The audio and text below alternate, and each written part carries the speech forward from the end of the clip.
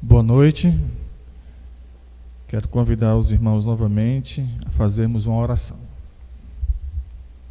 Senhor nosso Deus, pedimos a Tua bênção para a pregação da Tua palavra, em nome de Jesus. Amém. Nossas Bíblias para o livro de Romanos, no capítulo 8, e vamos ler o verso 28. Romanos 8 e verso 28. Diz assim o texto sagrado: sabemos que todas as coisas cooperam para o bem daqueles que amam a Deus, daqueles que são chamados segundo o seu propósito. Falando sobre esse versículo, um pastor e escritor disse o seguinte: esse é o versículo concertante da palavra de Deus, e conta o seguinte acontecimento: Cristo saiu de casa para ir ao supermercado comprar o material para fazer um bolo e um lanche especial para sua família. Naquela compras, se dirigiu ao estacionamento. Enquanto caminhava em direção ao seu carro, a poucos metros da polícia,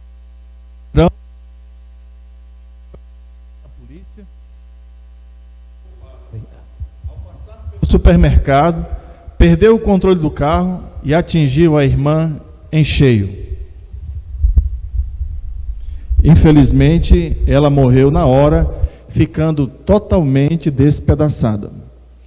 Como explicar para o marido viúvo e os filhos órfãos de mãe acometidos subitamente por tão terrível tragédia, que todas as coisas cooperam para o bem daqueles que amam a Deus, daqueles que são chamados segundo o seu propósito? Sem dúvidas, todo pastor teria de pedir uma ajuda especial para Deus para poder levar um pouco de conforto e consolo para aquela família. Irmãos, por mais difícil e desconcertante que seja dizer, de fato, todas as coisas cooperam para o bem daqueles que amam a Deus, daqueles que são chamados segundo o seu propósito. Na mensagem de hoje, nós veremos alguns acontecimentos bíblicos que enfatizam e destacam essa grande e consoladora verdade. Primeiro acontecimento: o dia amanhece mais uma vez na terra de Canaã. José, no auge dos seus 17 anos, acorda descansado e bem disposto. Mas uma coisa o perturba. Durante a noite tiveram um sonho estranho. Ele não vê a hora de contá-lo a seus irmãos e ouvir a opinião deles sobre o seu significado. Vamos ver o que diz Gênesis 37, versos 5 e 7.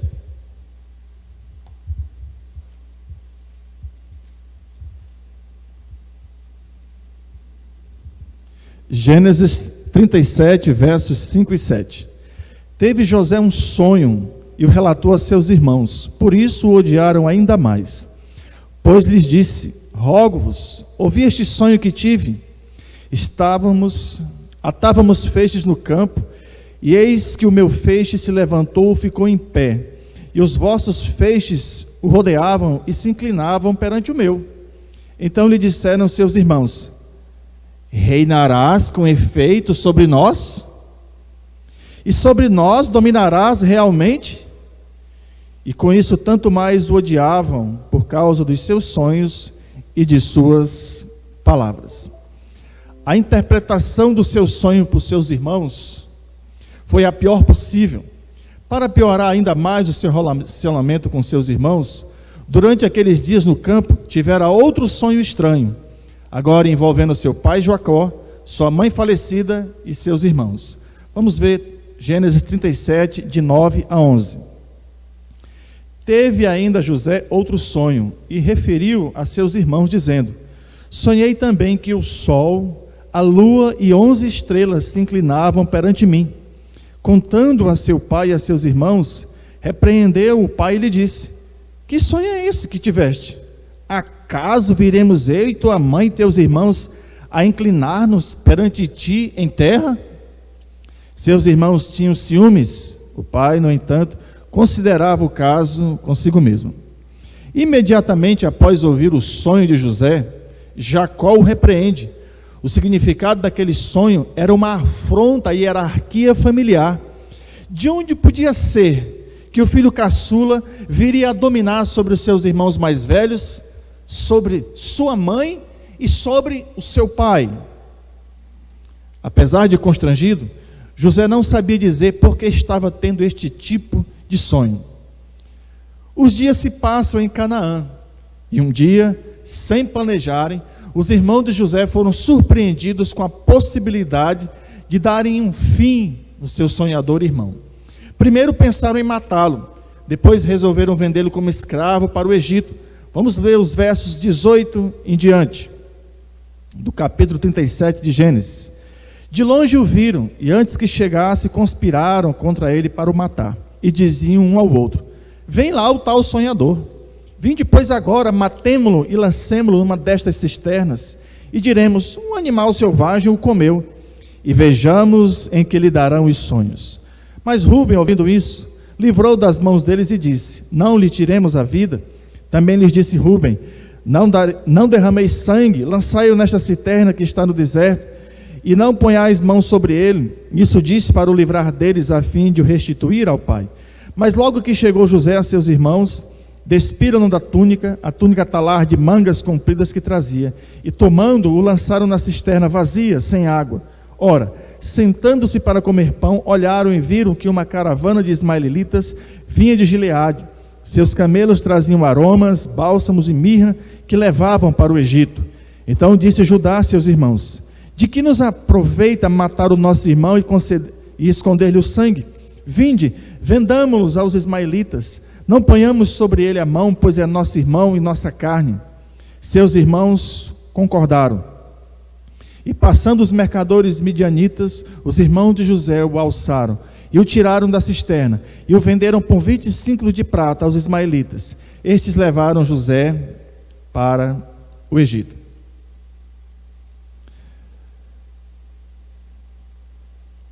Eu quero chamar a atenção para o verso 20. Vejamos em que lhe darão os seus sonhos.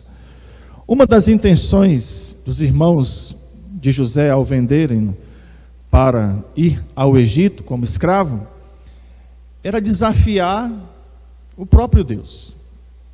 Eles sabiam que aqueles seus sonhos não eram normais, tinham uma fonte, mas eis o desafio: vamos ver no que vão dar os sonhos dele, de que ele dominará sobre nós, pois vamos vendê-los para o Egito. 2 sonhos, e a interpretação tanto para Jacó, como para os irmãos de José, era evidente: José dominará sobre nós.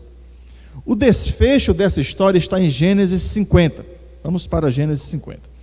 Vamos saltar todo o período e toda a história dele ali no Egito.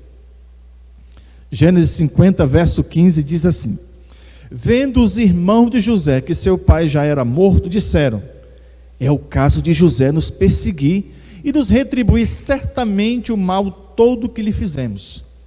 Portanto, mandaram dizer a José: teu pai ordenou antes da sua morte, dizendo: assim direis a José: perdoa, pois, a transgressão de teus irmãos e o seu pecado, porque te fizeram mal. Agora, pois, te rogamos que perdoe a transgressão dos servos de Deus, de teu pai. José chorou enquanto lhe falavam. Depois vieram também seus irmãos, prostraram-se diante dele e disseram: eis-nos aqui por teus servos. É interessante, eles se ajoelham diante de José. Lembram do sonho de José? Que eles um dia se ajoelhariam diante dele. Este sonho se cumpre literalmente aqui. Respondeu-lhe José: não temais, acaso estou eu no lugar de Deus? Vós na verdade intentastes mal contra mim, porém Deus o tornou em bem, para fazer como vedes agora, que se conserve muita gente em vida. Não temais, pois eu vos sustentarei a vós outros e aos vossos filhos. Assim os consolou e lhes falou ao coração. O plano de Deus era preservar a linhagem de Israel. Para isso, ele precisava colocar um israelita incorruptível próximo ao trono da maior nação da época, o Egito. E fez isso usando as ações livres e perversas dos irmãos de José, da esposa de Potifar, e o esquecimento do copeiro-chefe do faraó, e alguns anos de prisão. No livro de Jó, no capítulo 42, verso 1 e 2, está escrito assim: Então respondeu Jó ao Senhor: Bem sei que tudo podes, e nenhum dos teus planos pode ser frustrado. Toda aquela aflição, todo aquele ódio dos seus irmãos contra ele, toda aquela privação familiar, a calúnia da esposa de Potifar, os seus anos de prisão e o ingrato esquecimento do copeiro-chefe cooperaram para forjar o caráter de José, para lhe transformar num homem incorruptível e para lhe fortalecer a fé e a esperança no Deus de Jacó, no Deus de Isaac, no Deus de Abraão. De fato, podemos dizer, como está escrito em Romanos 8 e 28, sabemos que todas as coisas cooperam para o bem daqueles que amam a Deus, daqueles que são chamados segundo o seu propósito. Que tudo o que aconteceu com José cooperou para o seu próprio bem, cooperou para o bem do povo de Deus e cooperou para o bem do mundo da sua época. Deus transformou todo aquele infortúnio que ele viveu num bem extraordinário para preservar a linhagem de Israel, para preservar o povo do Egito e para preservar as pessoas do mundo da sua época. De fato, Deus fez valer a sua palavra. O segundo acontecimento que mostra claramente que todas as coisas cooperam para o bem daqueles que amam a Deus, daqueles que são chamados segundo o seu propósito, acontece muito tempo depois, acontece no Novo Testamento. Vamos a ele. Aquele era um dia especial para todos os judeus, era o dia de Pentecoste. O povo de Israel estava dando graças a Deus pela colheita. Naquele dia, faziam 50 dias da morte de Jesus. Os discípulos de Jesus estavam reunidos em oração num cenáculo em Jerusalém, aguardando o cumprimento da promessa da descida do Espírito Santo sobre eles. A expectativa era grande, algo nunca antes experimentado por eles estava prestes a acontecer, e de repente aconteceu. Vamos ler Atos capítulo 2. Atos capítulo 2, a partir do verso 1, diz assim: Ao cumprir-se o dia de Pentecostes, estavam todos reunidos no mesmo lugar. De repente, veio do céu um som como de um vento impetuoso, e encheu toda a casa onde estavam assentados. E apareceram, distribuídas entre eles, línguas como de fogo, e pousou uma sobre cada um deles. Todos ficaram cheios do Espírito Santo, e passaram a falar em outras línguas, segundo o Espírito lhes concedia que falassem. A partir daquele momento, aqueles irmãos se tornaram ousados pregadores do Evangelho. E como resultado, milhares de judeus começaram a se converter a Jesus. Sinais, maravilhas e grandes prodígios eram operados pelo poder de Deus através dos apóstolos. A igreja crescia mais e mais, a passos largos. As autoridades estavam perplexas e não sabiam explicar como e por que aquelas coisas estavam acontecendo. Tudo ia bem, as coisas não poderiam estar melhores para a igreja. Olha o que é dito em Atos capítulo 6, verso 7, sobre o vertiginoso progresso da igreja.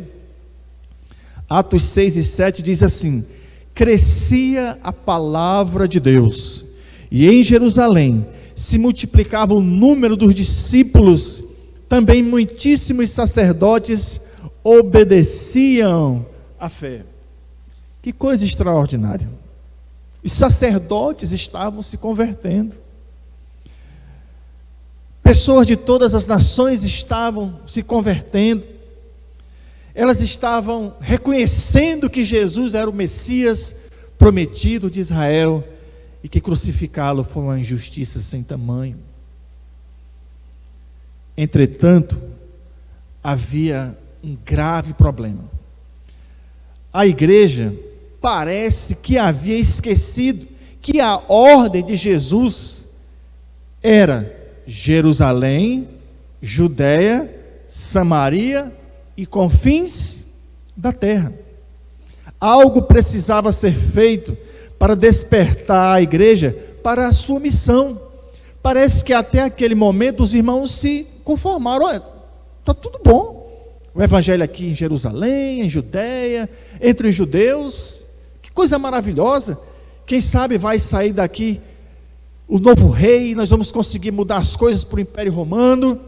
Mas o fato é que parece que a igreja não queria levar o evangelho aos samaritanos, muito menos aos confins da terra. Jesus precisava resolver esse problema e ajustar a conduta da sua recém-formada e bem-sucedida igreja. De repente, em meio a toda aquela euforia, alegria, conversões e comunhão, estourou uma terrível e dura perseguição contra a igreja. Ela começa com o assassinato do grande homem de Deus, Estevão. Olha o capítulo 8 de Atos, a partir do verso 1. E Saulo consentia na sua morte. Naquele dia, o dia em que Estevão foi apedrejado, levantou-se grande perseguição contra a igreja em Jerusalém, e todos, exceto os apóstolos, foram dispersos pelas regiões da Judéia e Samaria. Alguns homens piedosos sepultaram Estevão e fizeram grande pranto sobre ele. Saulo, porém, assolava a igreja, entrando pelas casas e, arrastando homens e mulheres, encerrava-os no cárcere.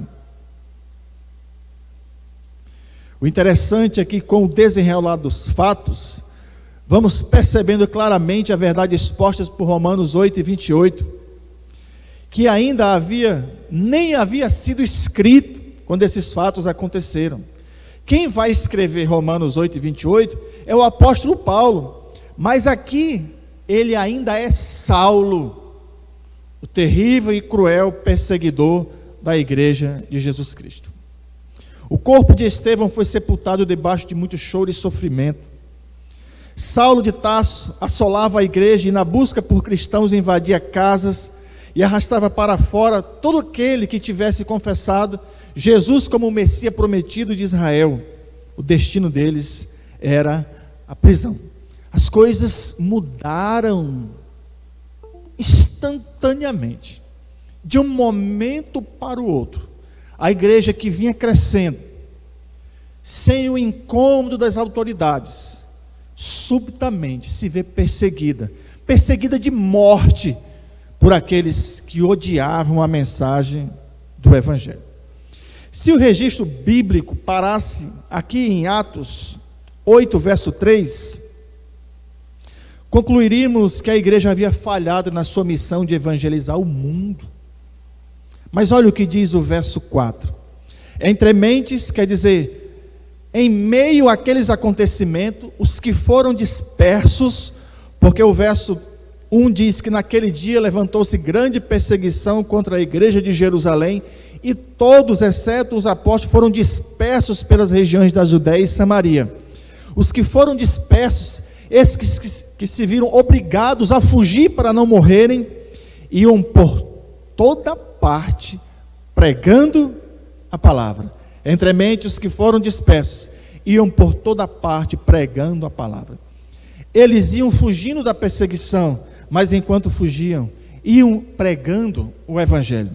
Com esse movimento, o evangelho chegou em Samaria, e com o eunuco que se converteu com a pregação de Filipe, o evangelho também vai para o continente africano. Mas faltava um instrumento para que o evangelho de Jesus ganhasse força e fosse pregado até os confins da terra. Em Atos 9, Jesus resolveu esse problema. Ele transformou o maior perseguidor da igreja no maior pregador de Jesus da sua época. A partir de Atos 13, esse novo reforço vai deixar de se chamar Saulo e vai ser chamado de Paulo. E a igreja o conheceu e tem conhecido até hoje como o apóstolo Paulo. Quando os perseguidores da igreja de Jesus pensaram ter desferido um golpe fatal com o apedrejamento de Estevão e a perseguição, eles descobriram, estarrecidos, que mesmo sem querer, eles é que tinham impulsionado a igreja de Jesus a pregar o seu evangelho em todas as regiões conhecidas do Império Romano. Quanto mais longe os crentes iam fugindo da perseguição, mais longe eles levavam o evangelho de Jesus. Que glória! Deus seja louvado! Infelizmente, muitos crentes em Jesus morreram nas prisões de Jerusalém.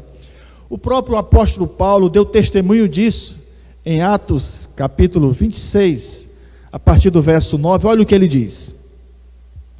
Na verdade, a mim me parecia que muitas coisas devia eu praticar contra o nome de Jesus o Nazareno. E assim procedi em Jerusalém. Havendo eu recebido a autorização dos principais sacerdotes, encerrei muitos dos santos nas prisões, e contra eles dava o meu voto quando os matavam. Muitas vezes os castiguei por todas as sinagogas, obrigando-os até a blasfemar, e demasiadamente enfurecido contra eles, mesmo por cidades estranhas, o perseguiam. Muita dor e sofrimento veio sobre os familiares daqueles irmãos, mas a morte deles não foi em vão, pois a maioria dos outros crentes que escaparam da prisão, temendo o mesmo fim que o deles, fugiram. Eles deixaram para trás suas casas, seus bens, seus parentes, seus amigos e as suas velhas vidas, mas levaram dentre as suas poucas bagagens o precioso evangelho de Jesus Cristo e a inabalável esperança da vida eterna, e aonde chegavam o divulgavam com ousadia. Novamente se cumpriu a verdade de Romanos 8 e 28, que todas as coisas cooperam para o bem daqueles que amam a Deus, daqueles que são chamados segundo o seu propósito. Vemos claramente Deus transformando uma impiedosa perseguição contra a sua igreja num gigantesco motor de impulsão para a pregação do seu evangelho até os confins da terra.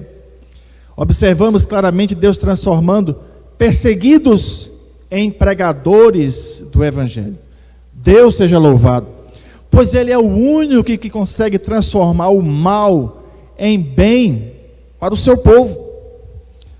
A história de José, a história da perseguição da igreja, mostram como Deus tem o poder de transformar o mal que Ele permite vir sobre o seu povo, o sofrimento real, a dor real, a morte real, a angústia real, em bem para a sua glória, para o progresso do seu reino.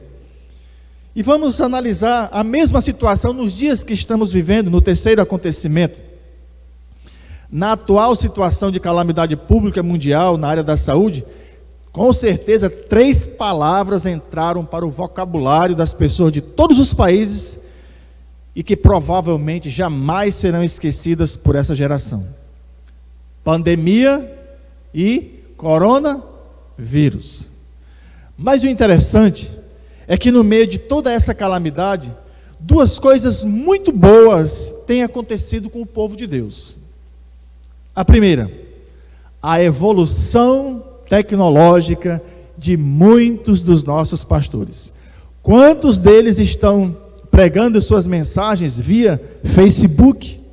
O pioneiro desse recurso aqui no Acre, no nosso grupo, foi o pastor Hernandes da Primeira Igreja. Deus seja louvado, pastor Hernandes, pela sua iniciativa. Deus também seja louvado pelos irmãos e irmãs de nossas igrejas que cuidam dessas partes das mídias e apresentaram essas novas tecnologias aos nossos pastores para o nosso conforto, alegria e divulgação do Evangelho de Jesus Cristo. Que bênção, não é? Você não está vendo, mas estamos em pouco número aqui na Igreja de Israel. O pastor Ed está sentado ali, a irmã Johnny ali, o nosso irmão músico ali, um outro músico ali, os dois da mídia ali, eu aqui. Que coisa impressionante, né? Dois ali cuidando do computador, cuidando das mídias. Que maravilha, irmãos! Que bênção! Quantos pastores sinceros estão fazendo uso desse recurso e eles não sabiam disso antes? E nessa situação, esse conhecimento veio como um presente de Deus. A outra segunda coisa boa é o movimento inverso do Evangelho. Ele voltou para dentro dos lares. Sempre trabalhamos com a ênfase bíblica de fazermos discípulos de todas as nações, e isso, levando o Evangelho de Jesus até eles. Mas agora, como não podemos sair de casa, o Evangelho está conosco dentro de nossas casas, novamente, de forma intensa. Eu já vi inúmeras fotos e vídeos de famílias fazendo seus devocionais juntas. Quantos irmãos e irmãs estão compartilhando com seus familiares a leitura da Bíblia, momentos de orações, louvores? Quantos outros estão planejando juntos coisas boas para a igreja, para quando podermos retornar e nos ajuntarmos novamente num ajuntamento solene? Deus seja louvado. O Evangelho santo, puro, amoroso, bondoso, acalentador e que nos enche de esperança, está sendo vivido de forma intensa nos lares do povo de Deus, que não pode sair de casa. Deus seja louvado. Deus seja louvado, porque Ele é o único que pode fazer com que todas as coisas cooperem para o bem daqueles que amam a Deus, daqueles que são chamados segundo o seu propósito. Deus seja louvado pela tão terrível e mortal pandemia, pois, humanamente falando, é ela que tem permitido que o povo de Deus fique em casa e viva o Evangelho intensamente junto com os seus. A vida de fidelidade, devoção e dedicação ao nosso Deus mudou para melhor. Quantos filhos, quantos esposos, quantas esposas e quantos familiares estão juntos compartilhando o Evangelho, almoçando juntos, tomando café juntos, jantando juntos. É claro que alguns têm que sair pelos trabalhos essenciais, mas milhões estão em casa, compartilhando as bênçãos de Deus, coisas que para muitos já estavam até esquecidas.